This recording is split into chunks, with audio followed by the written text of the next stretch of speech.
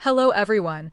Today we begin with Yagmur Yuksel, focusing on how fan-driven visibility has become one of the defining forces in her career after Ken's Sekleri.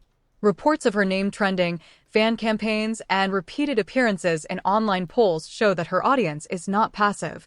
It is actively trying to maintain her relevance between projects.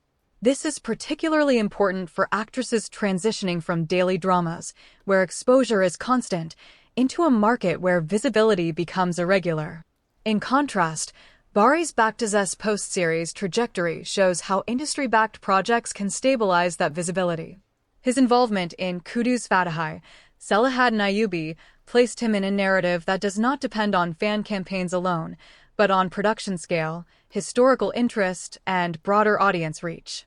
This creates a different type of security, where the actor's presence is reinforced by the project itself rather than by continuous online activity. Returning to Yagmur, the challenge becomes clearer: how to convert fan energy into sustainable career growth. Fan support can open doors, but it cannot replace the need for strong scripts, consistent roles, and professional positioning. The risk is that excessive reliance on online attention can create a cycle where visibility is high but career development remains uncertain.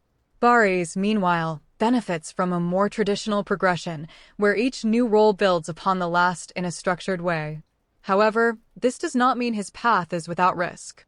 Moving into historical drama can also limit flexibility if the actor becomes associated with a specific genre, which is why his next steps after this role will be critical in determining whether he remains versatile. So when we compare these two dynamics, we see a contrast between fan-driven momentum and production-driven stability.